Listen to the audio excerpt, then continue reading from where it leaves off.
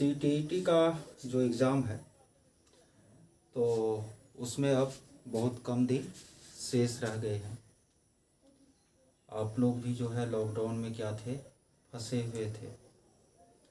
तो अब जितनी समय बच गई है उनमें हम लोगों को क्या करनी है, तैयारी करनी है।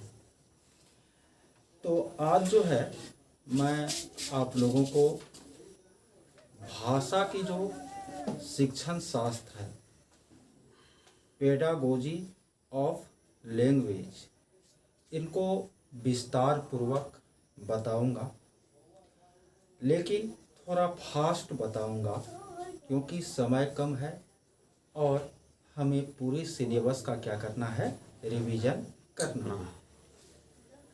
मैं आप लोगों को तो पढ़ा ही रहा हूँ, साथ ही इस वीडियो को रिकॉर्ड भी कर रहा हूँ, तो जो ऑनलाइन इनको देख रहे हैं तो वो भी जान लें कि इस पूरे वीडियो में हम लोग जो है भाषा के शिक्षण शास्त्र पर जो है डिस्कस करेंगे, चर्चा करेंगे और केवल उन्हीं तथ्यों को पढ़ेंगे जो कि एग्ज़ाम की दृष्टि से काफ़ी उपयोगी है। तो चलिए हम लोग क्या करते हैं, शुरू करते हैं। सबसे पहले हम लोग कुछ प्रारंभिक बात जो है वह जान लेते हैं। भाषा, देखिए आप लोग इस बात से पूरी तरह परिचित है कि आप लोगों को दो भाषा जो है एग्ज़ाम देनी है, ठीक है। जैसे कि आप लोगों ने हिंदी प्रथम भाषा के रूप में चुना है, संस्कृत को दूसरी भाषा के रूप में चुना है। कुछ छात्र जो है हिंदी को प्रथम भाषा, अंग्रेजी को द्वितीय भाषा के रूप में चुनते हैं।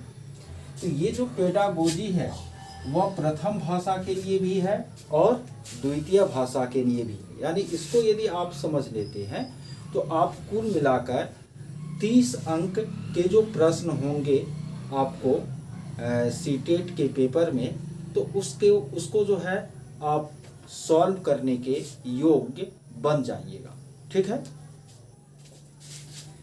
तो सबसे पहले हम लोग क्या समझते हैं कि भाषा क्या है। तो आप लोग अच्छी तरह परिचित है कि भाषा जो है वह अभिव्यक्ति का क्या है, माध्यम है, ठीक है। भाषा अभिव्यक्ति का माध्यम है। भाषा जो है वह संप्रेषण का माध्यम है। किसका माध्यम है? संप्रेषण का माध्यम है। भाषा जो है वह एक नियमबद्ध व्यवस्था है। भाषा क्या है? वह एक नियमबद्ध व्यवस्था है और भाषा संसार का नादमय चित्र है। भाषा संसार का क्या है? नादमय चित्र है। बिना भाषा का हम समाज और संस्कृति की कल्पना नहीं कर सकते, ठीक है। तो यानी भाषा जो है वो आपको क्या सब हो गया, एक अभिव्यक्ति का माध्यम, यानी इसके माध्यम से हम अपनी भावनाओं को दूसरों के समक्ष क्या करते हैं, प्रस्तुत करते हैं। दूसरा, यह जो है संप्रेषण का माध्यम है। किसका माध्यम है? संप्रेषण।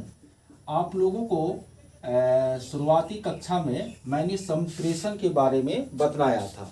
इसका अंग्रेजी जो है कम्युनिकेशन होता है, यानी अपनी भावनाओं को दूसरे के मनोमस्तिष्क में ज्यों का त्यों पहुंचा देना ही क्या है, संप्रेषण है ना। संप्रेषण का बहुत सारा माध्यम है। भाषा भी एक माध्यम है, संकेत भी एक माध्यम है, या जो प्रिंट और इलेक्ट्रॉनिक या सोशल मीडिया है वो भी आपको संप्रेषण का क्या है, एक माध्यम है, ठीक है। तो भाषा जो है वह संप्रेषण का क्या है, एक सशक्त माध्यम है। इनके माध्यम से हम अपनी भावनाओं को दूसरों तक पहुंचाने का क्या करते हैं, कार्य करते हैं।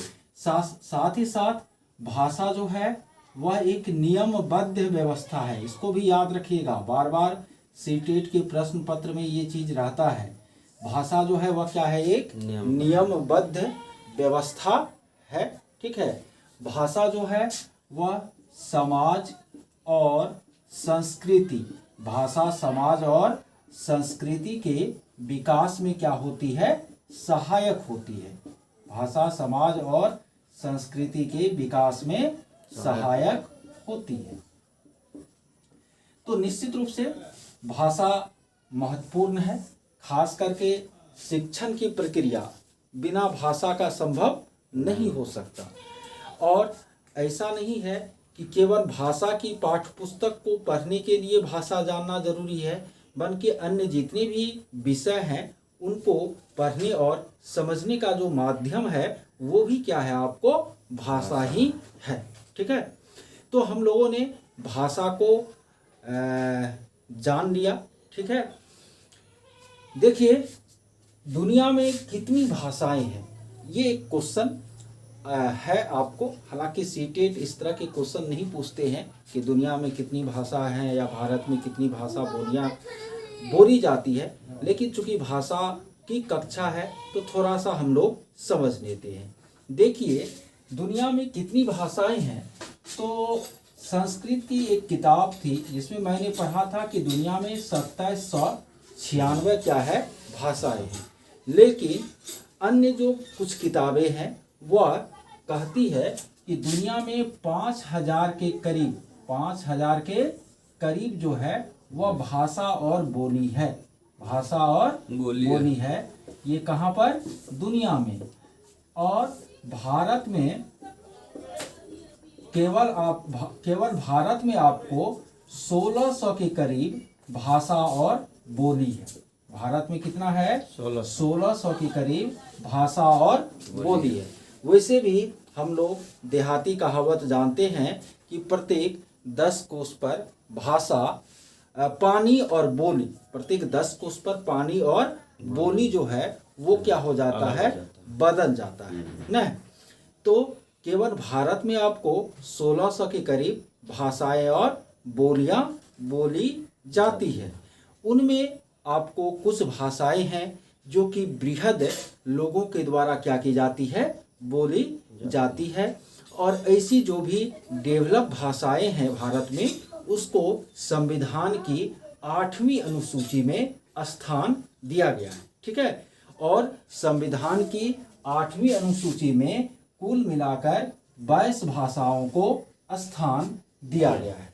इसमें संविधान की 8वीं अनुसूची में कुल मिलाकर 22 भाषाओं को स्थान दिया गया है। और इन भाषाओं में हिंदी को भारत का राष्ट्रभाषा जो है वह क्या किया गया है, घोषित किया गया है। हालांकि राजभाषा भी भारत की हिंदी है, लेकिन यह अभी तक पूरी हिंदी जो है अपने अधिकार को प्राप्त नहीं कर पाई है।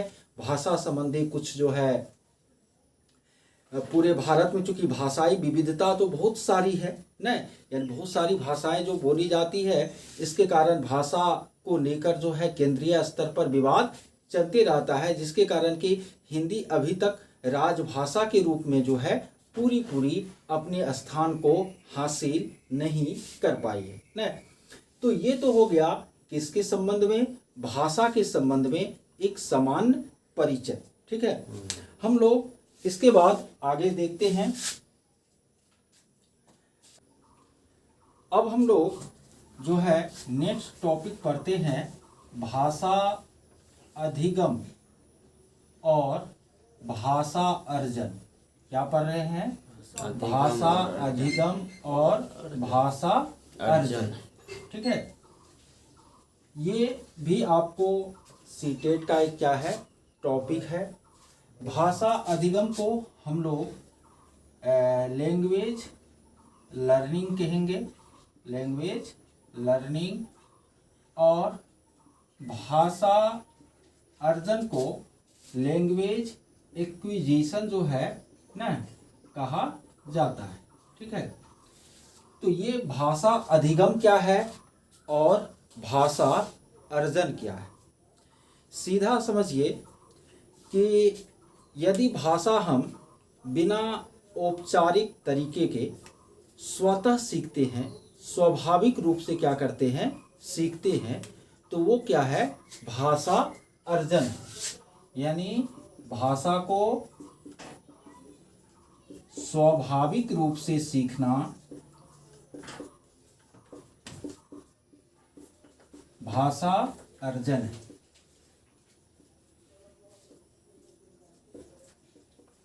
जबकि भाषा को औपचारिक रूप से सीखना, औपचारिक रूप से सीखना क्या है? भाषा अधिगम है। ठीक है। तो जैसे कि मान लीजिए आपकी जो मातृभाषा है, आपकी जो मातृभाषा है, क्या आप उसको स्कूल जा कर के सीखे थे? नहीं सीखे थे, बल्कि उनको आपने अपने परिवेश में स्वाभाविक रूप से क्या किया था? अर्जित किया था। ठीक है। लेकिन अंग्रेजी आपने कैसे सीखी? अंग्रेजी आपने सीखी जब आप स्कूल गए, तो वहाँ औपचारिक तरीके से एक व्यवस्था के तहत जो है आपके अंग्रेजी सीखने का काम क्या हुआ? संपन्न हुआ।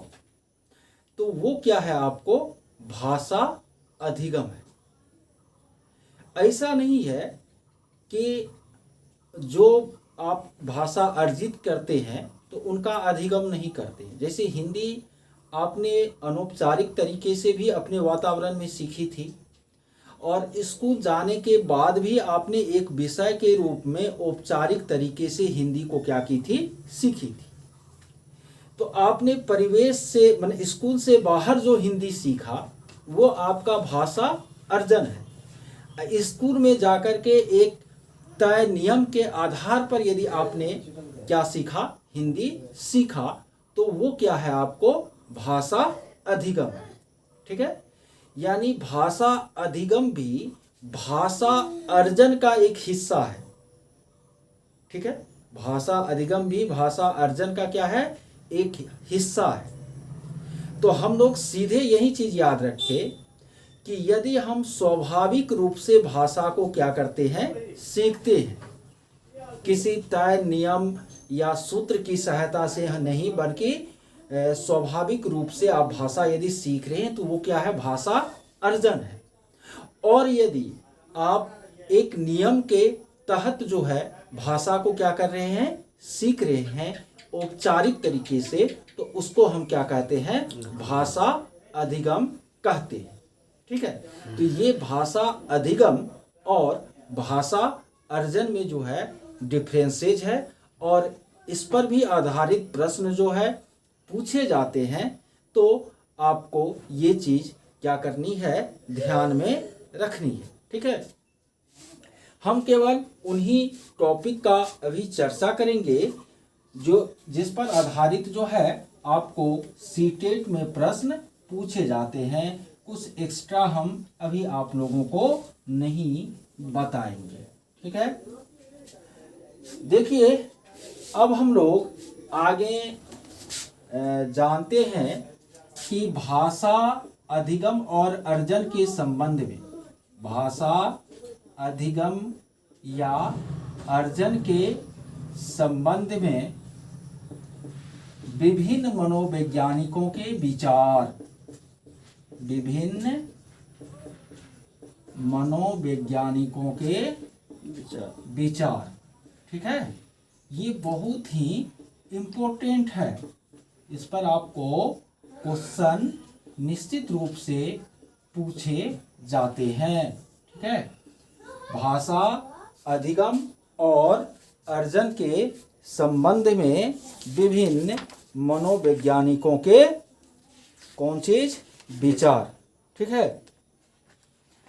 सबसे पहले हम लोग इसमें जो है देखते हैं कि किनका क्या विचार है। ठीक है। देखिए, इसमें हम लोगों को स्किनर का नाम याद रखना है। इन्होंने भी भाषा अधिगम और सीखने के संबंध में अपना क्या दिया? विचार दिया। फिर हमको याद रखनी है कि इसके बारे में तो ब्लूमफील्ड और नेम चॉम्स्की के बारे में। किसके बारे में? नेम चॉम्स्की नाम सुने होंगे। दूसरा हमको क्या याद रखना है? ब्लूमफील्ड और नेम चोम्स्की क्या कहा, भाषा से जुड़ा हुआ विचार। तीसरा हमको याद रखना है किसके बारे में, पियाजे के बारे में। किसके बारे में, पियाजे। पियाजे ने भाषा के संबंध में क्या अपना विचार दिया। फिर हमको याद रखना है आपको ब्रूनर और वाइगोत्स्की के बारे में। किसके बारे में, ब्रूनर और वाइगोत्स्की के बारे में। पूरा आ रहा है ना? हाँ सर। तो किसके किसके बारे में, स्किनर भाषा सीखने से जुड़ा हुआ जो विचार दिया उसके बारे में। फिर किसके बारे में, आपको नेम चोम्स्की और ब्लूमफील्ड के बारे में, पियाजे के बारे में, फिर ब्रूनर और वाइगोत्स्की के बारे में। इसको एक एक करके याद रखना हमारे लिए क्या है, बहुत ही जरूरी है, एकदम क्लियर। ठीक है। स्किनर जो है भाषा सीखने का व्यवहारवादी सिद्धांत दिया। स्किनर क्या क्या, भाषा सीखने का व्यवहारवादी सिद्धांत दिया। ठीक है, कौन, स्किनर। उसके बाद आपको ब्लूमफील्ड और नेम चोम्स्की ने भाषा सीखने का देशज सिद्धांत दिया। कौन सा सिद्धांत दिया, देशज सिद्धांत दिया। उसके बाद आपको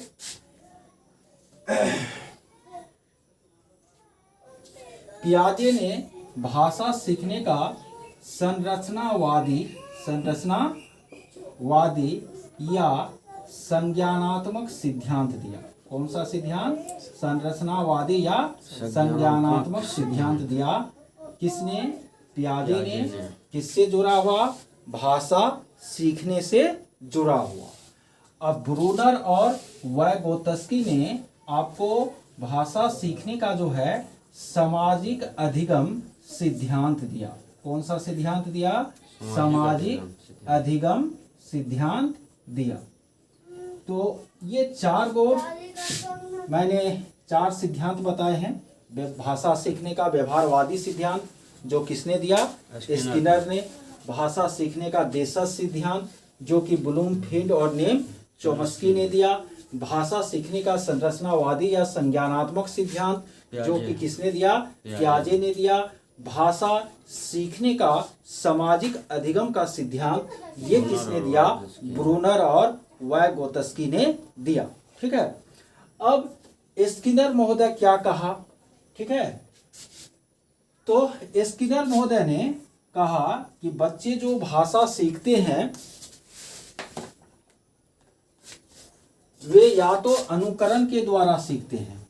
बच्चे भाषा जो है या तो अनुकरण के द्वारा सीखते हैं या नहीं तो प्रबलन के द्वारा क्या करते हैं, सीखते हैं। बच्चे भाषा जो है अनुकरण के द्वारा सीखते हैं, नहीं तो प्रबलन के द्वारा क्या करते हैं, सीखते हैं। ठीक है। साथ ही साथ स्किनर ने कहा कि बच्चों का जो भाषा सीखना है वह उद्दीपन अनुक्रिया का परिणाम है। किसका परिणाम है, उद्दीपन। उज्ज्वल हल्ला नहीं करो, बिल्कुल नहीं। तो उद्दीपन अनुक्रिया सिद्धांत के द्वारा बच्चे जो है भाषा सीखते हैं, ये भी स्किनर का कहना है। बच्चे भाषा अनुकरण या प्रबलन के द्वारा सीखते हैं। साथ ही साथ स्किनर कहते हैं कि बच्चे का जो दिमाग है ना वह खाली स्लेट होता है। क्या होता है, खाली स्लेट होता है। और उस पर जो है भाषा को बच्चे जो लिखते हैं उस खाली अपने मस्तिष्क के खाली स्लेट पर वो लिखते कैसे हैं, तो या तो उद्दीपन अनुक्रिया के द्वारा या तो आपको अनुकरण या प्रबलन के द्वारा। ये बातें हमको किसके संबंध में याद रखनी है, स्किनर के संबंध में याद रखनी है। यानी स्किनर सबसे अधिक कहते हैं कि बच्चे अपने बड़ों की जो भाषा है न, या अपने आसपास के परिवेश में बड़ा हो, जानवर हो, पक्षी हो, उनकी भाषा का क्या करते हैं, अनुकरण करते हैं, इमिटेशन करते हैं। ठीक है। उसके बाद नेम चॉम्स्की, इसका बहुत माने फेमस आपको क्या है थ्योरी है, किसके संबंध में, भाषा के संबंध में। अब नेम चॉम्स्की क्या कहते हैं, उनका क्या कहना है भाषा सीखने के संबंध में। तो नेम चॉम्स्की और ब्लूमफील्ड, ये दो नाम है, लेकिन ब्लूमफील्ड से ज़्यादा नेम चॉम्स्की का नाम जो है फेमस है। वह कहते हैं अपने देशज सिद्धांत में कि बच्चे में भाषा अर्जन की योग्यता, बच्चे में भाषा अर्जन की योग्यता जन्मजात होती है। बच्चे में भाषा अर्जन की योग्यता क्या होती है, जन्मजात होती है, जन्म से ही होती है। बच्चे जन्म से ही बच्चे एक सार्वभौमिक व्याकरण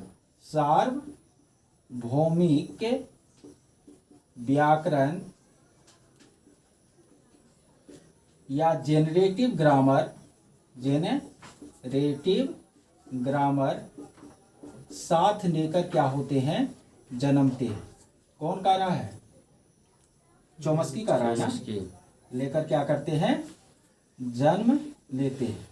यानी चॉम्स्की कहते हैं कि ऐसा नहीं है कि बच्चा वातावरण में आकर के भाषा सीखता है, यानी भाषा अर्जन की जो उसकी योग्यता है वह क्या होती है, जन्मजात होती है ना।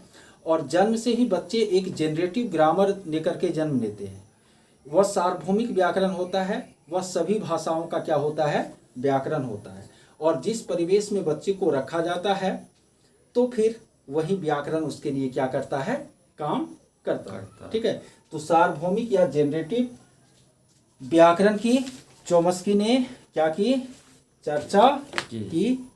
इनके अलावा उन्होंने आपको LAD लैंग्वेज एक्विजिशन डिवाइस न, चॉम्स्की ने एक आपको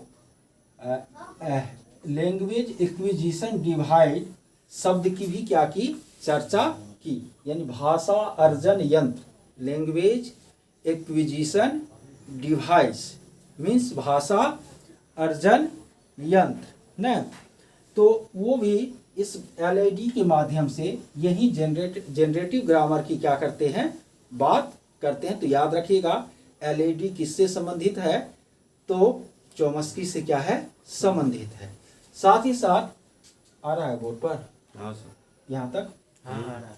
तीसरा है, चॉम्स्की जो है कहते हैं कि बच्चों में पहले भाषा आता है, बच्चों में पहले क्या आता है, भाषा आता है, और उसके बाद क्या आता है, विचार आता है। पहले भाषा तब विचार, यानी विचार या चिंतन के लिए भाषा क्या है, जरूरी है। ये चॉम्स्की का कह रहा है। तीन बात इसका याद रखिएगा कि यानी चॉम्स्की ने जो भाषा सीखने का देशज सिद्धांत दिया तो उसमें उन्होंने कहा कि बच्चों में भाषा अर्जन की योग्यता जन्मजात होती है। बच्चे एक सार्वभौमिक व्याकरण के साथ क्या लेते हैं, जन्म लेते हैं। साथ ही साथ उन्होंने कहा कि बच्चे में पहले भाषा आता है, तब क्या आता है, विचार आता है। साथ ही साथ उन्होंने LAD लैंग्वेज एक्विजिशन डिवाइस की भी क्या की, चर्चा की। तो चलिए चॉम्स्की को हम लोगों ने जाना, स्किनर का ये 3 गो बात जाना ना, यही सब मेन पॉइंट है, इसी पर क्वेश्चन आपको बनेगा।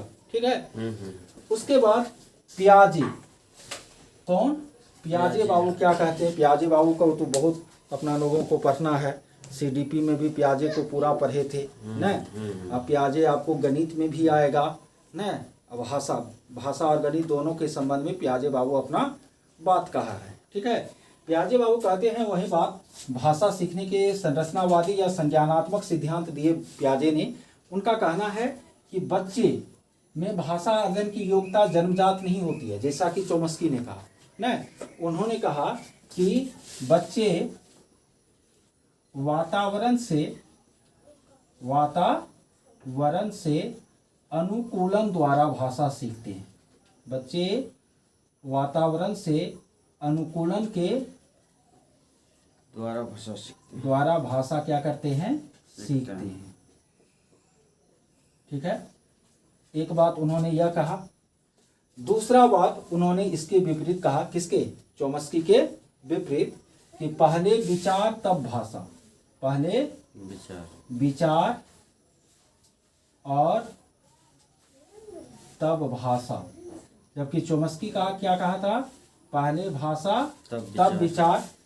पियाजे क्या कहते हैं, पहले विचार तब कौन चीज, भाषा। अब ब्रूनर और वाइगोत्स्की ने भाषा सीखने का सामाजिक अधिगम सिद्धांत दिया। तो उसका एक ही लाइन में याद रखना है कि इनका कहना है कि समाज और कौन कर रहा है, वाइगोत्स्की, समाज और संस्कृति से अनुक्रिया कर, समाज और संस्कृति से अनुक्रिया कर बच्चे भाषा क्या करते हैं, सीखते हैं ना। तो ये जो चार को भाषा सीखने का सिद्धांत है, कुछ मनोवैज्ञानिक इनसे जो जुड़े हुए हैं ना, और क्या उसमें मेन बात कहा है उसने, वो मैंने आप लोगों को बताया। एकदम फास्ट में आप लोगों को फिर बोल देता हूँ, जो स्क्रीनशॉट लेना चाहे वो ले सकते हैं। स्किनर ने भाषा सीखने का व्यवहारवादी सिद्धांत दिया। उनका कहना था कि बच्चे का दिमाग एक खाली स्लेट होता है और वे उद्दीपन, अनुक्रिया तथा अनुकरण और प्रबलन के द्वारा भाषा सीखने का काम करते हैं। चोम्स्की का कहना है, चोम्स्की ने भाषा सीखने का देशज सिद्धांत दिया। उनका कहना है कि बच्चों में भाषा अर्जन की जो योग्यता होती है वह जन्मजात होती है। बच्चे एक सार्वभौमिक व्याकरण, जेनरेटिव ग्रामर को साथ लेकर के जन्म लेते हैं। उन्होंने LAD की भी चर्चा की, लैंग्वेज एक्विजिशन डिवाइस की भी चर्चा की। और चोम्स्की ने कहा कि बच्चों में पहले भाषा और उनके बाद क्या आता है, विचार आता है। और पियाजे ने भाषा सीखने का संरचनावादी या संज्ञानात्मक सिद्धांत दिया। उन्होंने कहा कि बच्चे वातावरण में से अनुकूलन के द्वारा क्या करते हैं, भाषा सीखते हैं। और पहले विचार होता है, उनके बाद क्या होता है, भाषा होता है। ब्रूनर और वाइगोत्स्की ने सामाजिक अधिगम का सिद्धांत दिया। उन्होंने कहा कि बच्चे जो भाषा सीखते हैं वह समाज और संस्कृति से अनुक्रिया करके क्या करते हैं, सीखते हैं। ये बहुत इंपॉर्टेंट पॉइंट था, ये भी हम लोगों ने जाना। चलिए आगे फिर देखते हैं। अब हम आप लोगों को बता रहे हैं कि द्वितीय भाषा जो हम सीखते हैं ना, जैसे प्रथम भाषा के रूप में आप लोगों ने हिंदी सीखा था बचपन में, और द्वितीय भाषा के रूप में आप लोगों ने अंग्रेजी सीखा था ना, संस्कृत भी सीखा था। तो द्वितीय भाषा के रूप में जब हम किसी भाषा को सीखते हैं तो वो किस तरह से हम लोग सीखते हैं, उनके सीखने के संबंध में मनोवैज्ञानिकों द्वारा दिया गया जो विचार है या दूसरी भाषा सीखने की जो विधियां हैं उसके बारे में हम लोग क्या करेंगे, चर्चा करेंगे। ठीक है, क्या हम लोग चर्चा कर रहे हैं, दूसरी भाषा सीखना। इसमें आप लोगों को, ठीक है, जो याद रखना है वो याद रखना है क्रेसर का सिद्धांत। किसका सिद्धांत, क्रेसर का सिद्धांत ना। क्रेसर एक मनोवैज्ञानिक थे, उन्होंने दूसरी भाषा सीखने का क्या दिया, सिद्धांत दिया। और क्रेसर ने दूसरी भाषा सीखने का जो सिद्धांत दिया न, उस सिद्धांत को हम लोग मॉनिटर सिद्धांत भी कहते हैं। क्रेसर के दूसरी भाषा सीखने के सिद्धांत को हम लोग क्या कहते हैं, मॉनिटर सिद्धांत भी कहते हैं। और इस सिद्धांत के तहत जो है उन्होंने 5 परिकल्पनाएं प्रस्तुत की। देखिए, इसको हमको विस्तार से जो है पढ़ना नहीं है, ठीक है, इतना ही हमको याद रखना है कि दूसरी भाषा सीखने से जुड़ा हुआ जो सिद्धांत है वो क्रेसर के द्वारा दिया गया है और इसको मॉनिटर सिद्धांत भी कहते हैं।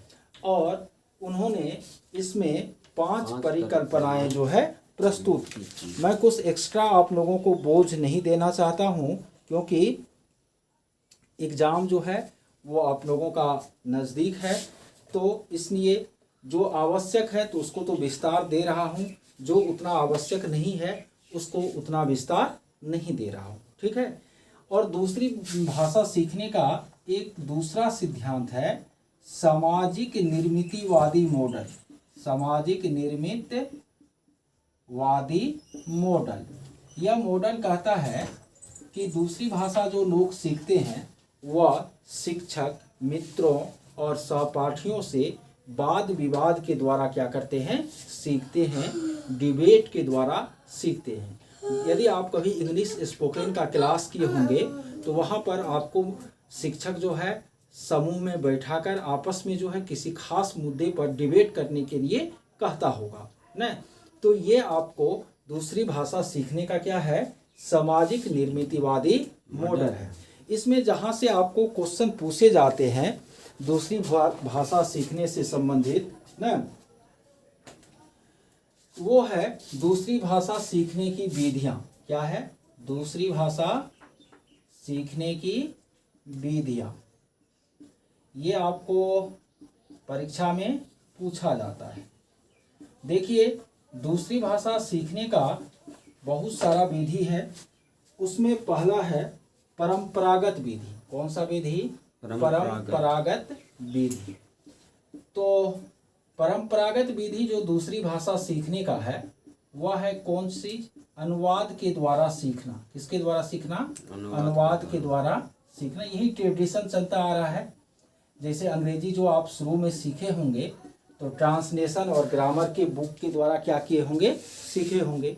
ज़्यादातर लोग अभी भी अंग्रेजी सीखने और सिखाने के लिए इसी विधि का क्या करते हैं, प्रयोग करते हैं। तो ये आपको दूसरी भाषा सीखने का कौन सा विधि हो गया, परंपरागत विधि ना। दूसरा है आपको प्रत्यक्ष विधि। कौन विधि, प्रत्यक्ष, डायरेक्ट मेथड। इस विधि में क्या होता है आपको, तो आमने सामने बातचीत के द्वारा, आमने सामने बातचीत के द्वारा जो है भाषा सिखाया जाता है।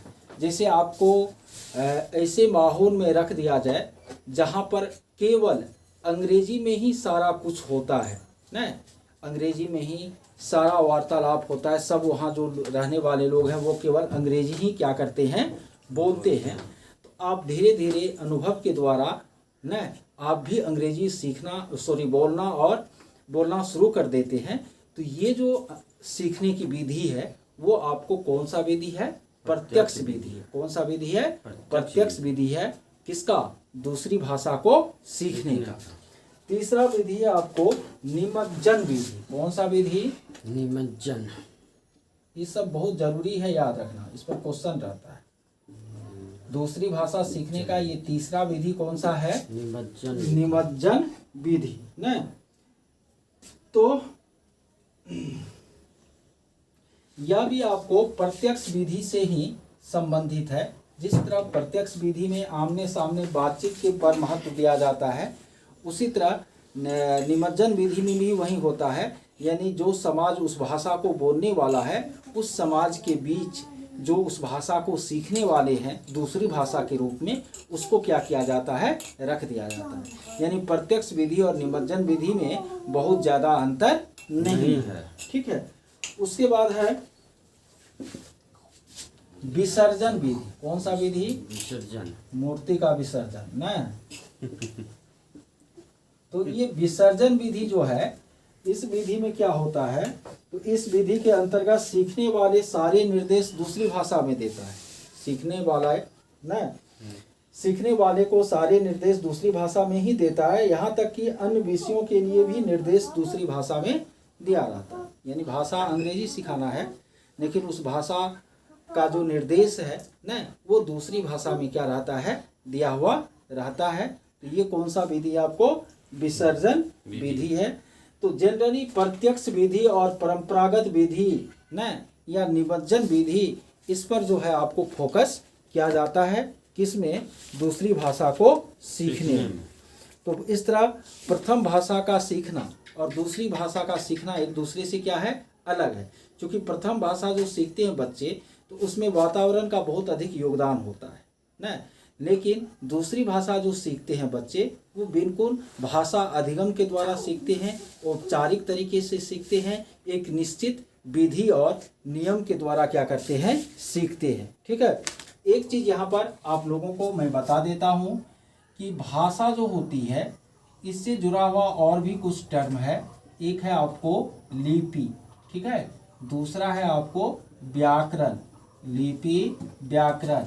इसी से जुड़ा हुआ एक अन्य तथ्य है साहित्य। ना, भाषा से जुड़ा हुआ क्या सब है, लिपि है, व्याकरण है और साहित्य है। तो किसी भी भाषा के जो ध्वनि होते हैं ना, उनको जिन संकेत चिन्हों के द्वारा लिखा जाता है उसे हम क्या कहते हैं, लिपि कहते हैं। भाषा के ध्वनि को जिन संकेत चिन्हों के द्वारा क्या किया जाता है, लिखा जाता है, उसे हम क्या कहते हैं, लिपि कहते हैं। और ये लिपि जो है आपको, जैसे कि हिंदी भाषा है, संस्कृत भाषा है, नेपाली है, मराठी है, इस सब को आपको देवनागरी लिपि में लिखा जाता है। किस लिपि में लिखा जाता है, देवनागरी, जो कि बाएं से दाएं की ओर क्या होती है, चलती है। उसी तरह अंग्रेजी है, वो आपको किस लिपि में लिखी जाती है, रोमन लिपि में लिखी जाती है। इसी तरह प्रत्येक जो भाषा होती है उसकी अपनी एक क्या होती है, लिपि होती है। ठीक है, और लिपियों का विकास भी जो है वह कालानुक्रम में जो है हुआ है। ठीक है, तो ये क्या है, आपको लिपि है।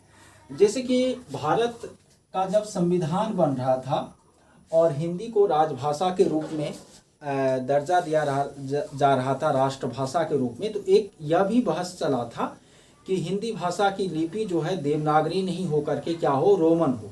रोमन, जैसे मान लीजिए आप मोबाइल में मैसेज टाइप करते हैं, TUM, तुम, KASA, कहाँ, HO हो न, तो वहाँ आप हिंदी भाषा ही लिख रहे हैं, लेकिन किस लिपि में लिख रहे हैं, रोमन लिपि में। ऐसा नहीं कि आप अंग्रेजी लिख रहे हैं, भाषा तो आपकी हिंदी ही है, लिपि उसका क्या है, आपको रोमन है न। तो जब संविधान तैयार हो रहा था, हिंदी को राष्ट्रभाषा का दर्जा दिया जा रहा था, तो जो संविधान सभा के सदस्य थे उनके बीच यह बहस चली थी कि आपको लिपि जो है वह हिंदी भाषा का कौन सा रखा जाए, रोमन रखा जाए। लेकिन यह बहस जो है उसमें वो जो कहने वाले थे वो हार गए न, और यह निर्धारित हुआ कि हिंदी भाषा की जो लिपि होगी वह क्या होगी, संस्कृत ही होगी, सॉरी देवनागरी ही होगी। ठीक है, तो ये है आपको लिपि। उसके बाद भाषा से जुड़ा हुआ एक और तथ्य क्या है, आपको व्याकरण। क्या है, व्याकरण। व्याकरण जो है भाषा के नियमों को क्या करता है, बताता है। हमने बताया है पहले कि भाषा जो है एक नियमबद्ध व्यवस्था है, नियम से बंधी हुई व्यवस्था है।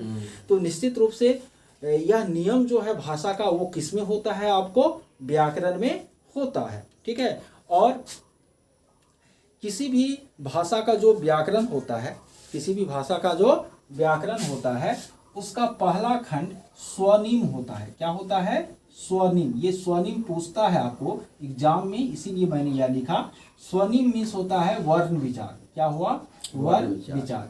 जो भी आपको अक्षर है ना, वह क्या कहलाते हैं, स्वनिम कहलाते। सीटेट में ऐसा क्वेश्चन पूछा है। ठीक है, उसके बाद व्याकरण का दूसरा खंड रूपीम होता है। क्या होता है, रूपीम।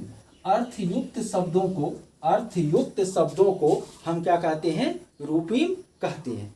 इसको हम क्या कहते हैं, शब्द विचार। क्या कहते हैं, शब्द विचार। इनके अलावे तीन जो है वो आप लोगों को मालूम है ही, वाक्य विचार न, चिन्ह विचार और छंद विचार। ये व्याकरण के आपको 5 खंड है। व्याकरण क्या के कितने खंड है, 5 खंड है। किसी भी भाषा का व्याकरण हो तो ये 5 खंड उसमें निश्चित रूप से रहेगा ही, चाहे वो कोई भी भाषा हो। तो उसका पहला खंड वर्ण विचार, जिसको स्वनिम अभी हम बोले हैं। दूसरा शब्द विचार, जिसमें अर्थयुक्त शब्दों के बारे में चर्चा की जाती है और अर्थयुक्त शब्दों को हम रूपीम बोलते हैं ना। तीसरा वाक्य विचार, चौथा चिन्ह और पांचवा छंद विचार। ये किसी भी भाषा के व्याकरण के क्या होते हैं, 5 खंड होते हैं। और जानते हैं भाषा परिवर्तनशील होती है। भाषा एक नियमबद्ध व्यवस्था तो है ही, याद रखिएगा ये सब तथ्य। साथ ही साथ भाषा परिवर्तनशील होती है न। और लोग जो है व्यवहार में भाषा का जो स्वरूप है वो बदलते रहते हैं।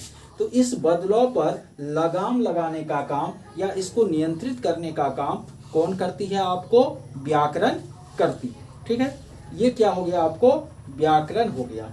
इसके बाद क्या है? साहित्य है। क्या है? साहित्य। साहित्य क्या है? भाषा का लिखित रूप है। साहित्य क्या है? भाषा का लिखित रूप है। और किसी भी भाषा का जो साहित्य होता है, किसी भी भाषा का जो साहित्य होता है वह उस भाषाभाषी समाज का दर्पण होता है ना।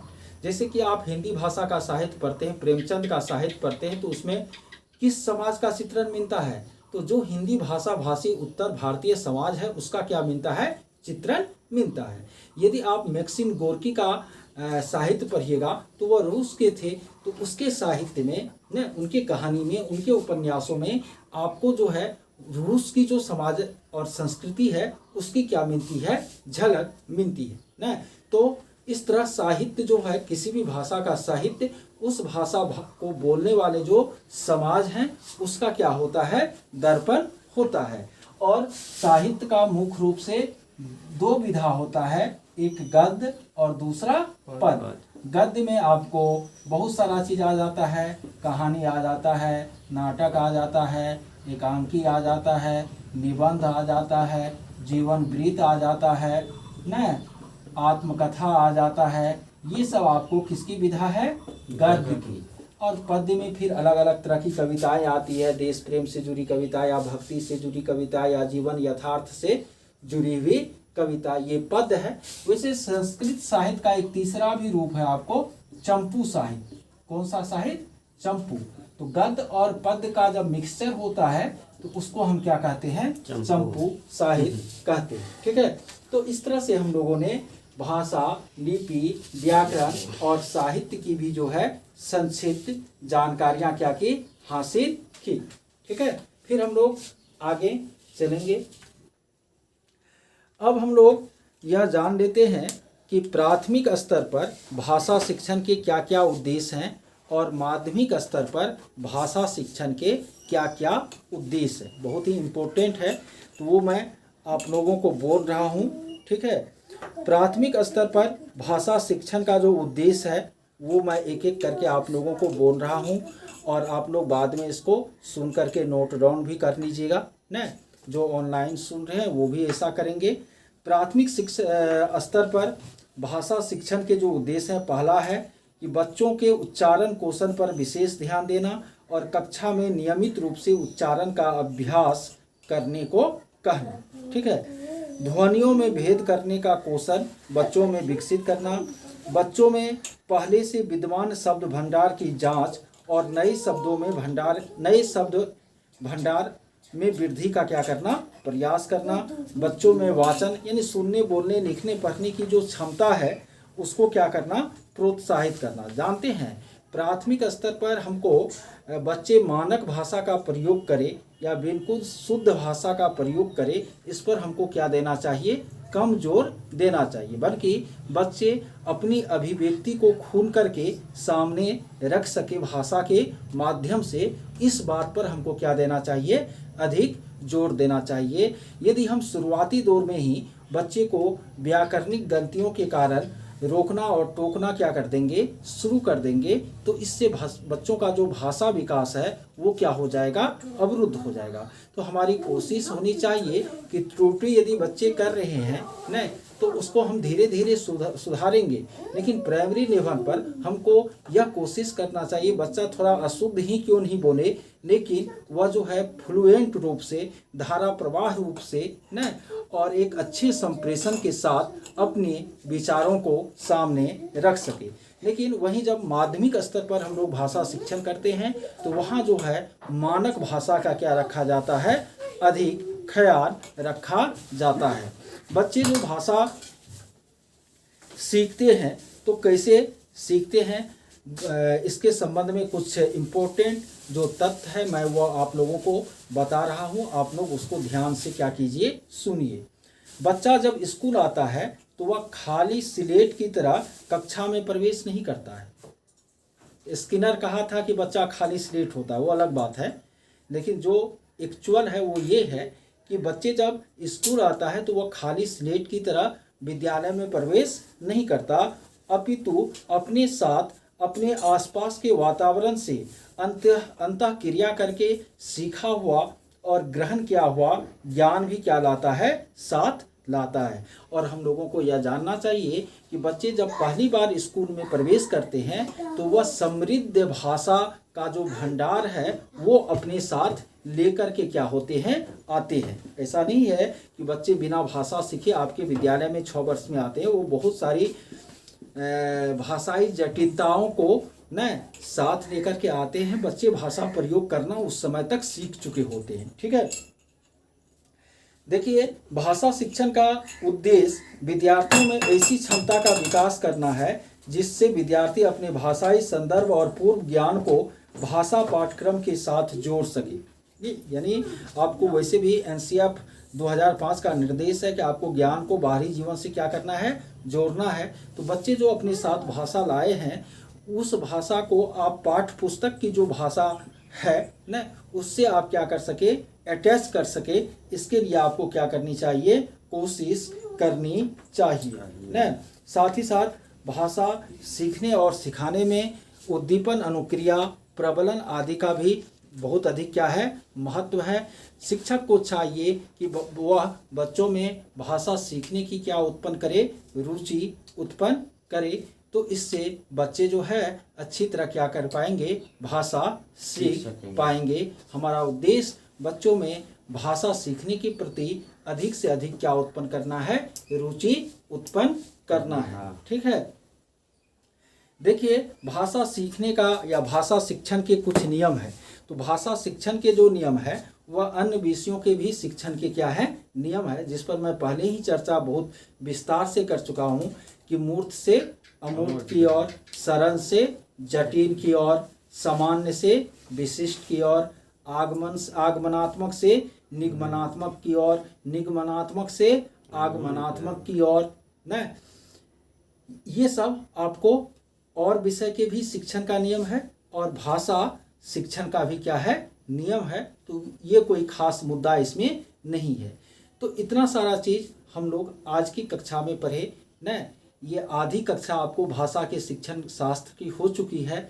हम कल की जो कक्षा होगी उसमें भाषाई विविधता पर क्या करेंगे, चर्चा करेंगे। भाषाई कौशल पर क्या करेंगे, चर्चा करेंगे। बच्चे भाषा किस तरह से सीखते हैं उस पर जो है चर्चा करेंगे। साथ ही साथ भाषा शिक्षण में जिन सहायक सामग्रियों का उपयोग किया जाता है उनके बारे में चर्चा करेंगे।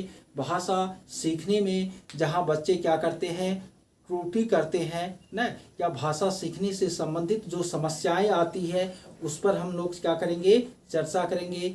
उपचारात्मक और निदानात्मक शिक्षण पर क्या करेंगे, चर्चा करेंगे। साथ ही साथ हम लोग आकलन और मूल्यांकन पर भी चर्चा करेंगे। ये सारी चीज़ें हम लोग कल के वीडियो में करेंगे। तो इस तरह से भाषा का जो शिक्षण शास्त्र है वह एक संक्षिप्त और समग्र रूप में आप लोगों के दिमाग में प्रविष्ट कर जाएगा। फिर जो क्वेश्चन आंसर है प्रीवियस ईयर के उनके हम लोग डिस्कस कर लेंगे। तो 30 अंक का हम लोगों का क्या हो जाएगा, फिक्स हो जाएगा। ठीक है, तो आज की क्लास में इतना ही। बहुत बहुत धन्यवाद। जय भारत।